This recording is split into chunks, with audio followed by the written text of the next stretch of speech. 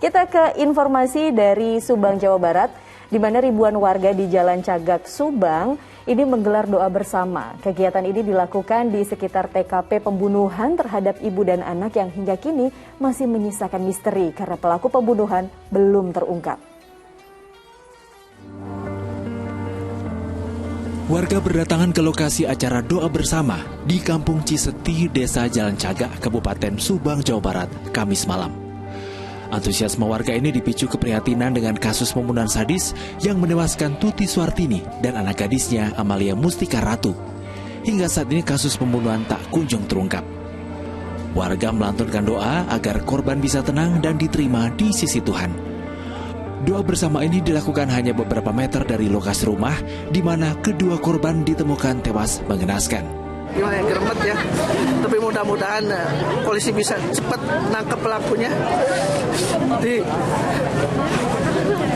Pokoknya harus diberi hukuman yang setimpal. Bentuk dari aspirasi warga Desa Jalan Cagak dalam ingin berpartisipasi mendoakan kedua almarhumah khususnya dan mendoakan pihak kepolisian agar segera dan bisa mengungkap kasus pembunuhan ini. Kasus pembunuhan terhadap Tuti Suartini dan anak gadisnya Amalia Mustika Ratu menyita perhatian publik. Pembunuhan terjadi 18 Agustus lalu. Kedua korban ditemukan bertumpuk di bagasi mobil mewah di rumahnya di Kampung Ciseti, Desa Jalan Cagak. Hingga nyaris 1 bulan lamanya, polisi belum menetapkan tersangka. Zainal Arifin melaporkan dari Subang, Jawa Barat. Ya, semoga pelaku pembunuhan keji tersebut dapat segera diungkap dan juga ditangkap oleh aparat kepolisian. Ustaz, saya pernah mendengar bahwa doa itu adalah senjata untuk orang-orang yang beriman. Lantas bagaimana Ustaz supaya senjata ini ampuh dan insya Allah mudah-mudahan bisa cepat diijabah oleh Allah? Ya, betul sekali Pak Pratiwi. Doa itu senjatanya orang yang beriman. Kita tahu senjata itu kan alat untuk kita perang ya, yang melindungi kita gitu. Artinya doa itu juga bisa melindungi kita dari hal-hal yang buruk. Nah, ini sejalan dengan apa yang diungkapkan oleh salah seorang ulama, Ibnu Qayyim. Itu beliau menjelaskan bahwa doa dan takdir Allah itu takdir buruk ya, takdir buruk atau bala atau bencana dari Allah itu saling berkejaran.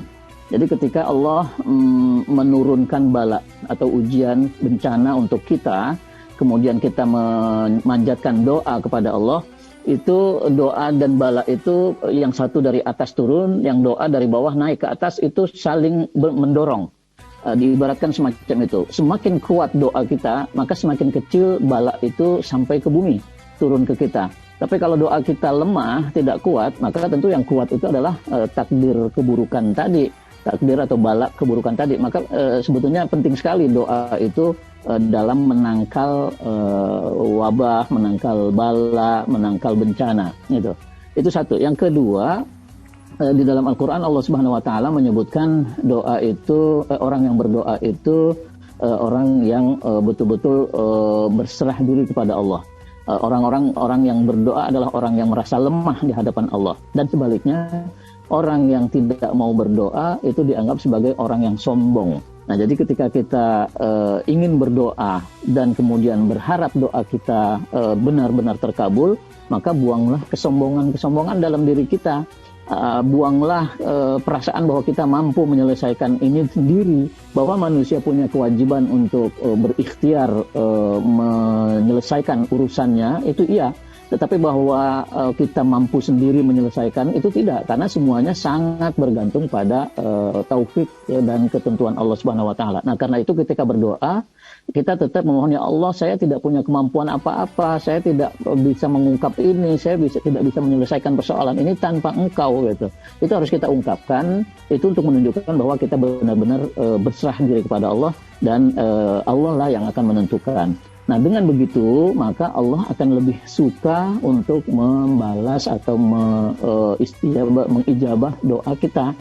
Nah, dalam hadis yang lain disebutkan mengapa kita perlu berdoa terus ya.